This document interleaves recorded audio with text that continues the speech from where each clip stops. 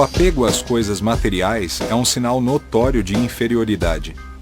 Porque quanto mais o homem se prende aos bens desse mundo, menos compreende sua destinação. Pelo desinteresse, ao contrário, ele prova que vê o futuro de um ponto de vista elevado.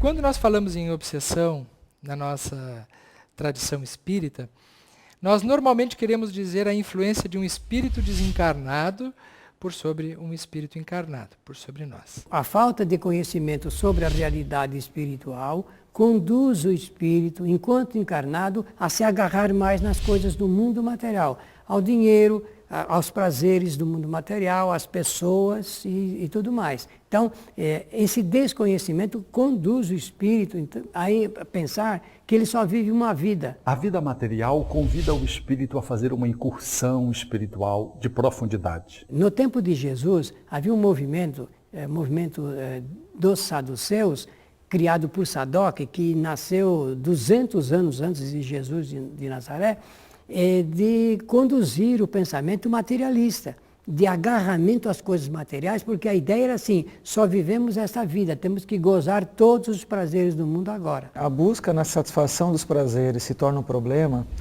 quando você entra no imperialismo do eu. Quando você pensa só em você mesmo em detrimento dos seus colegas, amigos, familiares, irmãos, parentes, etc. O prazer deixa de ser prazer para ser um tirano da alma. A pessoa está sentada sobre um cavalo, mas ela não tem as rédeas. É o cavalo que a conduz, não é ela quem conduz o cavalo. Por exemplo, quando você se sente insatisfeito, existem várias situações que a gente usa para disfarçar. Então você tem um desequilíbrio e você quer produzir esse equilíbrio. Uma das formas mais comuns da gente compensar a frustração chama-se compensação. O nome é compensação. Por exemplo, você tem insatisfação sexual. Se sente incapaz de lidar com isso. Comer bolo de chocolate é muito agradável, é muito gostoso. Então toda vez que você sofre de insatisfação sexual, você come bolo. O vazio interior faz-nos buscar no exterior uma proposta de compensação. Quando eu não tenho o afeto que eu deveria dispor da minha mãe, do meu pai enquanto criança, eu me lanço para a comida, numa perspectiva de compensação. Os prazeres materiais acabam deixando a pessoa tão enseguecida por aquela necessidade e cada vez mais ela vai precisando de novos fatos, de novas sensações, há um crescimento de necessidade física. E quando a pessoa se apercebe, em alguma altura da sua vida, ela já está adoecida. Nós vemos pessoas, por exemplo, que fazem tantas plásticas que se tornam pessoas deformadas, mas continuam fazendo. Pessoas que acham que a quantidade de sexo é mais importante que a qualidade da sexualidade vinculada ao querer bem, à afetividade, ao amor. Um dos primeiros sintomas da depressão é a incapacidade de sentir prazer. A frigidez feminina, impotência masculina, a falta de prazer em qualquer âmbito é indicador de patologia. Então o prazer, antes de mais nada, ele é um constituinte natural. Ele é uma estruturação desejável do psiquismo. Não houvesse o prazer, não haveria progresso. Então é natural o prazer. O Livro dos Espíritos, Allan Kardec, na questão 712, ele pergunta sobre a tentação. Por que Deus permitiu a tentação? E os Espíritos respondem que a tentação serve-nos para que nós possamos desenvolver. É através da tentação de possuirmos um carro ou um trabalho melhor, aquilo vai fazer com que cada um de nós possamos evoluir. Então, a tentação está dentro dos requisitos da nossa evolução espiritual. Mas nós levamos a essa tentação e a aquisição das coisas materiais muito mais à frente, ou desejamos muito mais do que a conquista espiritual. Quando é que um prazer ele se torna uma preocupação? ou ele deve se tornar uma preocupação? Quando ele subverte o sistema de recompensa cerebral, quando existe um excesso de dopamina, quando ele é exageradamente estimulado, por exemplo, através das drogas. Quantos estão nas drogas? No prazer que as drogas oferecem numa dada instância, seja o álcool, seja as drogas socialmente não aceitas, e fazem disso uma tentativa de resolver prazeres da alma, que se ausentaram em função de uma psicodinâmica existencial. Então, para ficar zen, fazem uso de uma droga que tem um efeito ansiolítico. Para sair de uma estrutura de apatia interna decorrente de problemas não resolvidos internos, lança a mão de uma droga estimulante. É por isso que ao invés da pessoa ir para casa assistir um filme, passear de mão com a namorada no parque, dar um passeio pela rua, fazer um esporte, ela cheira cocaína. E isso substitui todas as outras coisas. Se ela tinha prazer em trabalhar, agora ela fuma maconha. A maconha estimula a dopamina e ela não precisa trabalhar.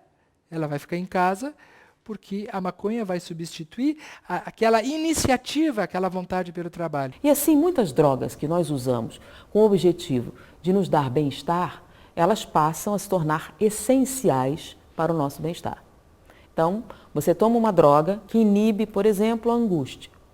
Só que essa angústia, ou a ausência dela, é mediada por neurotransmissores. Quando você substitui com a droga, esse neurotransmissor deixa de ser produzido. Quando você deixa de usar, vem um rebote. Então você usou para controlar a sua angústia. Deixou de usar, a angústia ficou maior. Aí você vai ter que tomar uma dose maior para compensar isso e ainda te dar a mesma sensação. Aí você vai aumentando a dose até você morrer de overdose. A juventude tem sido dizimada ao longo dos anos com as várias situações de overdose. Desde o festival de Woodstock, quando nós ficamos conhecendo os 3 J's, né? Jimi Hendrix, Janis Joplin, Jim Morrison, que faleceram todos aos 27 anos de idade, e agora também, curiosamente, aos 27 anos de idade, mais recentemente, a Amy Winehouse, essa moça que aos 27 anos também por morte em overdose. Então, nós vemos que as drogas entraram na nossa sociedade, na nossa cultura, principalmente dos anos 60 para cá, trazendo esse dano imensurável, né? Fazendo com que toda uma geração ela viesse a ter uma busca excessiva de prazer. Então, exteriormente, buscamos os prazeres como forma de fazer um contraponto com necessidades mais profundas, que não estão sendo atendidas. As obsessões pelo prazer são obsessões baseadas na fascinação, que é a mais grave de todas por um motivo muito simples. A pessoa não se dá conta que está obsidiada. Ela não percebe. E por que ela não se dá conta? Porque ela não se sente mal. Pelo contrário, ela se sente muito bem, ela se sente muito feliz. Então ela poderá ser capaz de destruir a sua vida familiar, ela poderá ser capaz de destruir várias coisas importantes na sua vida em busca de ser feliz. Nós vemos pais largando filhos, relacionamentos se destruindo, porque as pessoas dizem, eu tenho direito à minha felicidade. Eu tenho direito de ser feliz, eu nasci para ser feliz. E quando a felicidade da gente se constrói em cima da infelicidade dos outros, nós temos que acender o sinal de que algo não está certo na nossa vida. Os prazeres da vida material, eles concentram a atenção do espírito que muitas vezes, por não perceber necessidades mais refinadas, projeta exteriormente o que lhe falta interiormente. Particularmente através de um sentimento que, dentre outros, talvez seja o mais perigoso para os processos de fascinação, que é a vaidade. Por que a vaidade? Porque a vaidade é um dos únicos sentimentos que faz com que o indivíduo não reconheça as suas falhas. Muito difícil resistir à vaidade, muito difícil resistir ao orgulho, muito difícil resistir ao egoísmo, porque a sociedade que nos cerca nos cobra atitudes que afloram estes sentimentos. Nós somos cobrados constantemente a nos apresentarmos muito bem, a sermos pessoas de sucesso. Só são felizes os que têm sucesso, não é? Então, as pessoas isso acaba insuflando a nossa vaidade. Tem uma história interessante de uma senhora da alta sociedade que durante anos foi a mulher mais bem vestida da revista Vanity Fair. Um dia ela abriu a revista e o nome dela não estava na lista. Ela se suicidou se jogando do prédio do seu esposo. Por quê? Para ela ser uma das mulheres mais bem vestidas da revista Vanity, era mais importante estar viva. Quando é que isso acontece?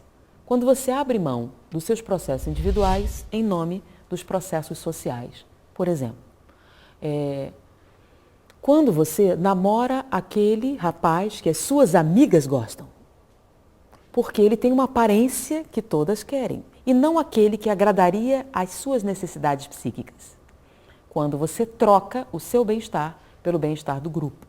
Nesse momento você começa a abrir mão de si mesma. Nós acabamos nos deixando levar por essa aparência externa e que vem contaminando não só o nosso jovem, como também o pessoal na maturidade ou mesmo o pessoal que já está adentrando a velhice. Ou seja, a valorização do externo desqualificando o interno. Quais são os exemplos que estão sendo dados, né, de vaidade, de beleza, de perfeição, para que isso não se torne uma coisa negativa?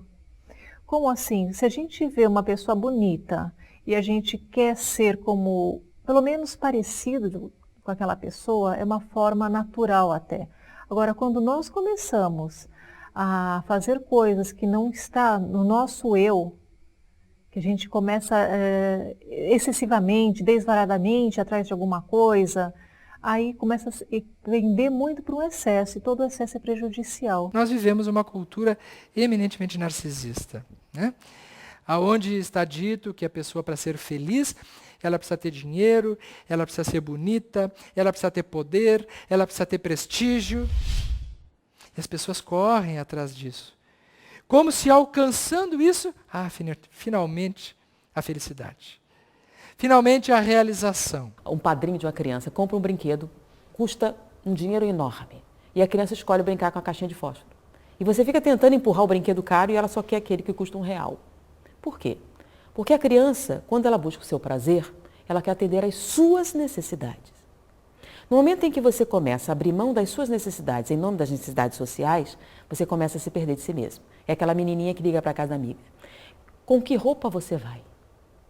Aí ela vai escolher uma roupa que seja compatível com a da amiga.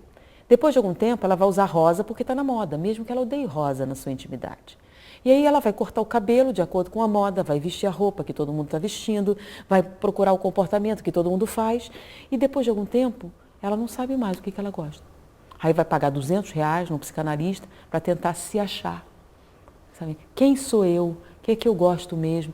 E nesse momento você está totalmente perdido de si mesmo e não sabe mais o que você precisa para ser feliz. E o que é que você vai ter que fazer? Se conhecer de novo. O que o ser humano tem procurado preencher? Que vazio é esse que a comida não preenche? Que vazio é esse que o álcool não preenche? Que vazio é esse que as drogas não preenchem? Que vazio é esse que as perversões sexuais não resolvem nunca? Que vazio é esse que comprar não resolve? Que vazio é esse que jogar não resolve? Que vazio é esse cujas conquistas amorosas não resolvem? É tão grave esse problema nos nossos dias que nós percebemos os jovens hoje tendo um processo obsessivo de repetição de relacionamentos superficiais. Qualquer coisa que te dá prazer, que te alivia algum tipo de sensação de pressão emocional, ou de angústia, ou de ansiedade, pode partir para o abuso, né, e até virar uma dependência, que são os compulsivos. E existe os compulsivos, né, os dependentes de amor e sexo, né, que até existe um grupo chamado Dependentes de Amor e Sexo Anônimos, na qual a gente percebe que, na realidade, no fundo, essas pessoas, o maior medo delas é perder. Perder pessoas, perder lugares, perder coisas. Então, quando a pessoa tem esse comportamento chamado DASA, e que tem a ver com a compulsão sexual, ela pode ter dois tipos de comportamento. Ou ela não tem relação sexual com nada nem com ninguém, né? ou ela tem com todo mundo ao mesmo tempo, o tempo todo. É a mesma maneira, são maneiras diferentes de se conseguir a mesma coisa. O quê? O não compromisso. Quando eu começo a misturar essas energias, quando eu vejo que uma pessoa A, por exemplo, né? A tem relação com B, que tem relação com C, A e C trocam energias. Eu vou fazendo uma mistura que não é positiva na hora de uma troca de energias. E essa troca desequilibrada, ela pode ser causa e fruto de uma obsessão espiritual, porque ela vai se alimentando mutuamente, uma coisa vai alimentando a outra. Essa energia é muito construtiva, faz parte da nossa vida. Nós temos uma natureza material, então nós não podemos confundir com conceitos de culpa, né, de pecado, mesmo quando nós falamos da luxúria, que está associada aos pecados capitais. A luxúria se refere aos prazeres imorais, aquilo que é ilegítimo. E a virtude oposta, que é a castidade, não se refere à abstinência, se refere aos prazeres legítimos. A compreensão de tudo isso muda comportamentos e pode fazer as pessoas viverem de uma forma muito mais plena. A obsessão sexual, como outras obsessões, ela traz prejuízos e dificuldades tanto para o corpo quanto para o espírito. Para o corpo, através dos desequilíbrios que a obsessão, principalmente as obsessões prolongadas, afetando até a própria organização física, biológica. Então, através de doenças, através de perda de energia, a pessoa sente uma fraqueza, uma languidez, uma dificuldade. E também, lógico, com o espírito, essa obsessão ela pode ter vindo de outras existências ou iniciar agora e seguir para outras existências. Então, o espírito vai estar sempre ligado a esse aprendizado. Como é que uma pessoa se dá conta que ela está com uma obsessão por prazer? Somente de duas maneiras. Se ela estiver exercitando a vigilância, não a vigilância que as pessoas exercitam no dia a dia, que é a vigilância da vida dos outros. Costumo brincar dizendo que a pessoa ora por si, orar e vigiar. A pessoa ora por si e vigia a vida dos outros. Né? Talvez Jesus quisesse o contrário, que nós orássemos pelos outros e vigiássemos a própria vida. Então, vigilância significa olhar para si. Se a pessoa faz esse exame, tem humildade, ela pode se dar conta desse processo. Se ela não tiver isso, ela se isola. E por que ela se isola? Porque a primeira coisa que os obsessores fazem é retirá-la do ambiente de grupo, porque a segunda forma é ouvir os outros. É o amigo que chega e diz, cara, tu está pisando na bola. Não é assim, isso que está fazendo está errado. Se ela não ouvir isso, ela segue em processo de fascinação. Qual seria a melhor forma de lidar com esse problema? Acho que sempre se diz, né? O primeiro passo para resolver um problema é admitir que tem um problema. É necessário, portanto, enquanto ser, esse mergulho do autoconhecimento, esse escaneamento do espírito, para que possamos avaliar em que medida nós estamos buscando apenas o bem-estar externo, do conforto, da comodidade, que nos traz relativamente um prazer exterior, mas que não nos traz a serenidade do ser, a plenificação da alma. Se nós reprimimos muito um lado, esse lado reprimido, quando tem um espaço, ele vai tomar conta e vai chegar do 8 ao 80. Então, o equilíbrio entre esse 8 e 80 é o caminho mais correto para que o prazer de viver seja algo saudável e que eu não prejudique a minha vida, nem a vida de ninguém, nem a minha programação reencarnatória. Porque o exercício do livre-arbítrio, se eu não temperar o meu livre-arbítrio com raciocínio, eu com certeza vou pecar pelo excesso, para menos ou para mais.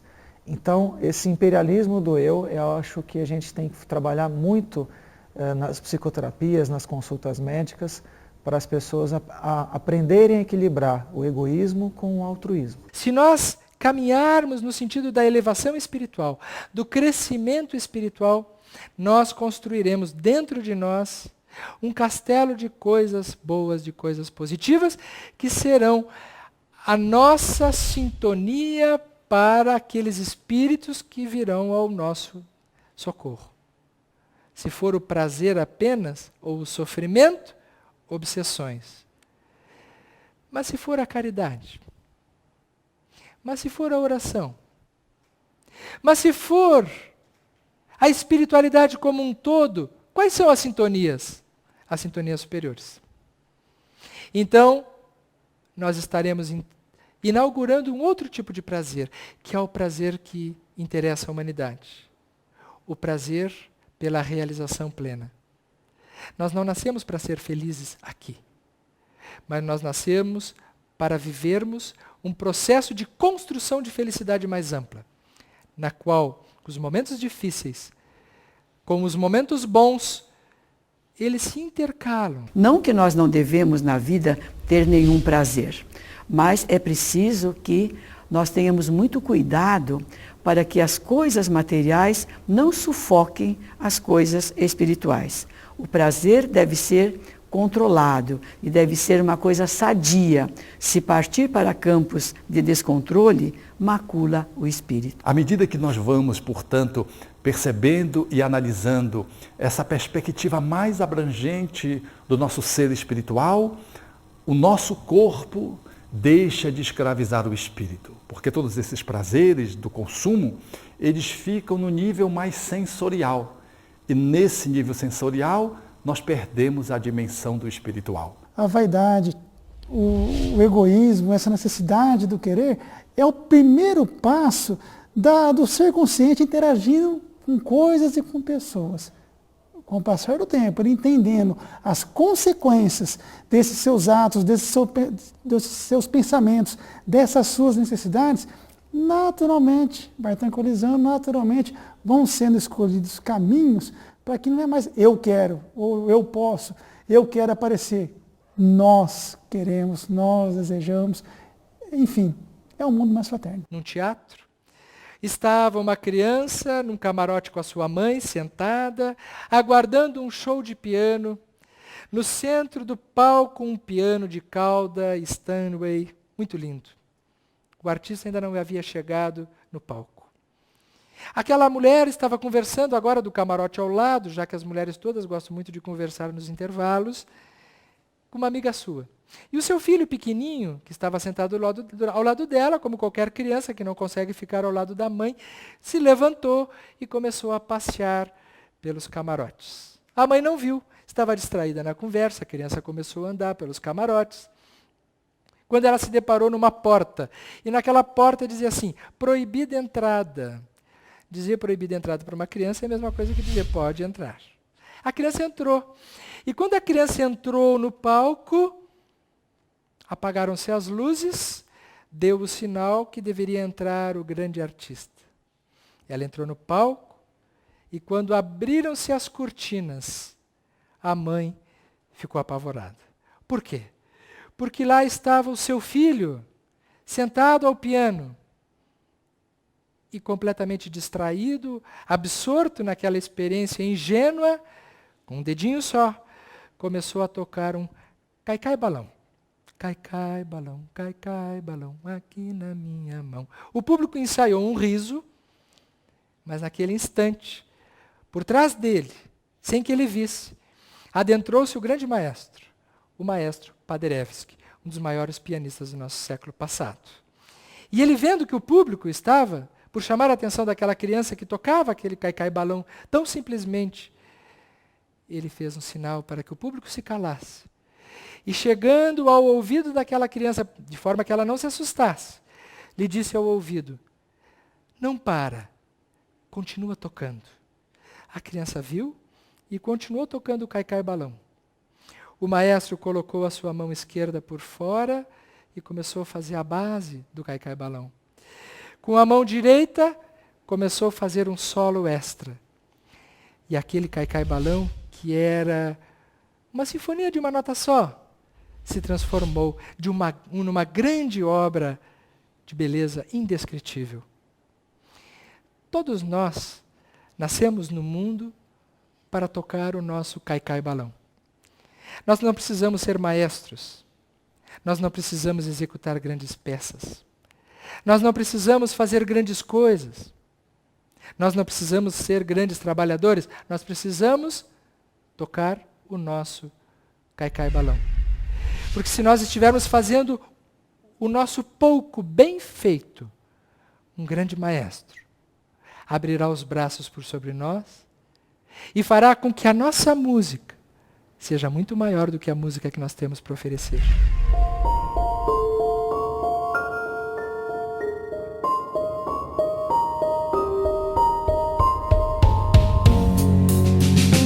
Qual a mais meritória de todas as virtudes?